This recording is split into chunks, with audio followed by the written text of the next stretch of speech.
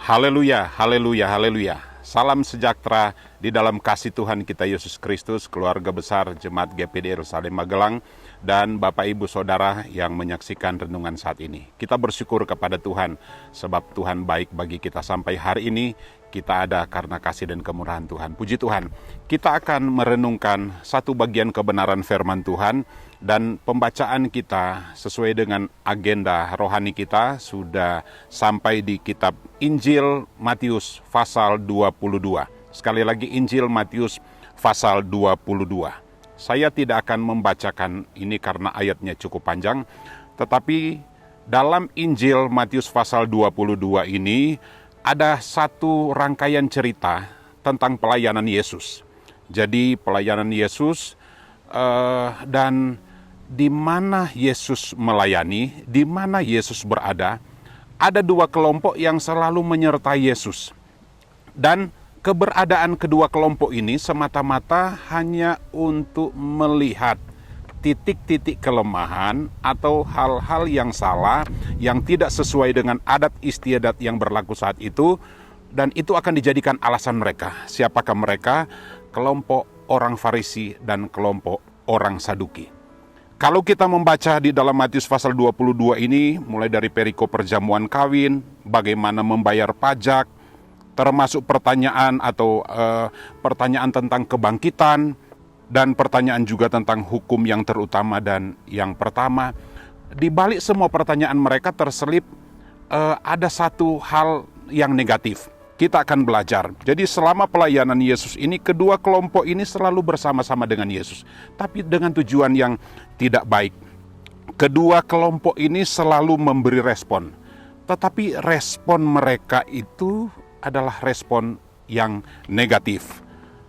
Matius 22 ayat yang ke-15 berkata begini, "Kemudian pergilah orang-orang Farisi, mereka berunding bagaimana mereka dapat menjerat Yesus dengan suatu pertanyaan." Jadi pertanyaan mereka untuk menjerat, untuk menjebak. Ayat 18, "Tetapi Yesus mengetahui kejahatan hati mereka itu." Jadi selalu ada niat jahat di hati mereka. Ayat 23, "Pada hari itu datanglah kepada Yesus beberapa orang Saduki yang berpendapat bahwa tidak ada kebangkitan." Jadi mereka mengajukan beberapa pertanyaan, dan pertanyaan mereka itu selalu hal-hal yang negatif. Respon atau tanggapan, reaksi dari orang Farisi dan orang Saduki. Saya membaca sebuah buku yang ditulis oleh Charles Swindoll.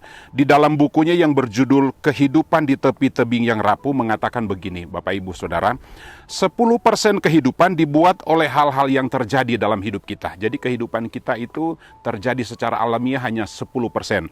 Tetapi 90% kehidupan kita itu ditentukan bagaimana kita bereaksi atau bagaimana kita memberi respon. Artinya kehidupan kita ini 10% terjadi secara alamiah, tetapi 90% ditentukan bagaimana kita merespon atau bereaksi. Matius 22 ini menyajikan kepada kita respon dari orang Farisi dan orang Saduki. Dan orang Saduki dan orang Farisi ini bersama dengan murid-murid, bahkan dengan Yesus pun sering terjadi perdebatan. Dan perdebatan itu selalu berlangsung dengan sengit. Pertanyaan yang dilontarkan oleh orang-orang Farisi dan Saduki pada umumnya dilatar belakangi oleh perasaan yang tidak suka dengan keberadaan pelayanan Yesus. Karena kenapa?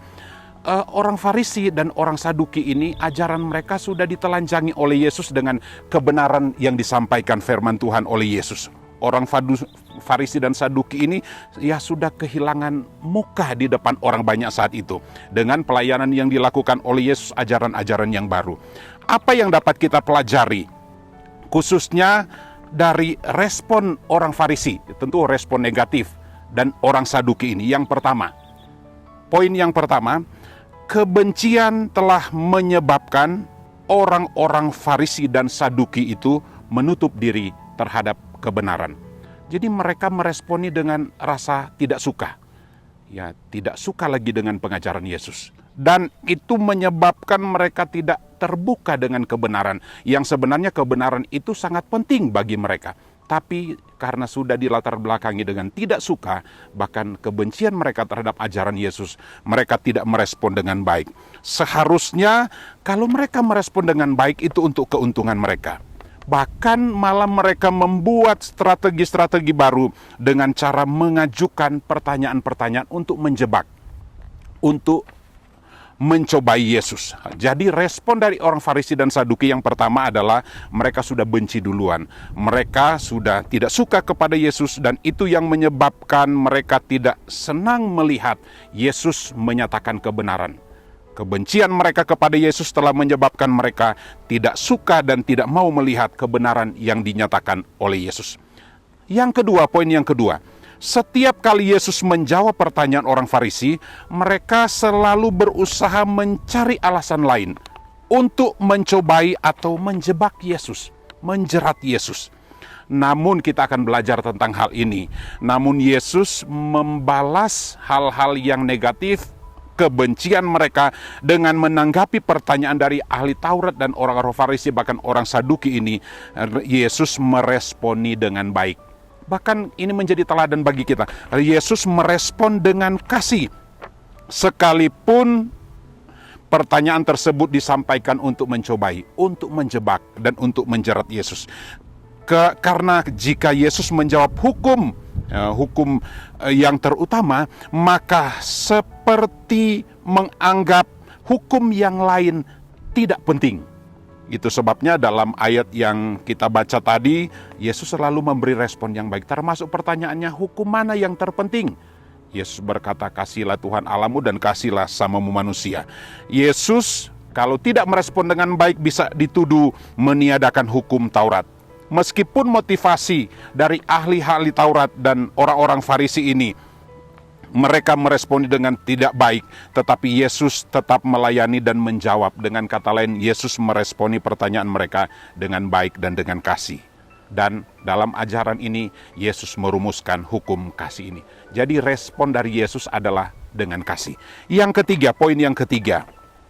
Seluruh perintah Tuhan harus kita taati, atau harus kita responi dengan semangat mengasihi Tuhan juga mengasihi sesama. Jadi respon kita untuk kebenaran firman Tuhan harus kita dasari dengan semangat kita mengasihi Tuhan dan mengasihi sesama. Sebab kita tidak mungkin bisa menaati hukum manapun dengan benar.